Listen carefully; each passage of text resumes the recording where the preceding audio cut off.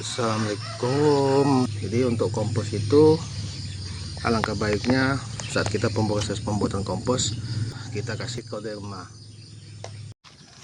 Kita kasih ini kompos usia 1 minggu.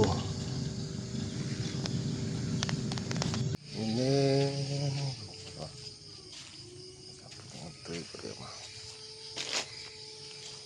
jadi manfaat Trichoderma ini mengurangi jamur penyebab penyakit.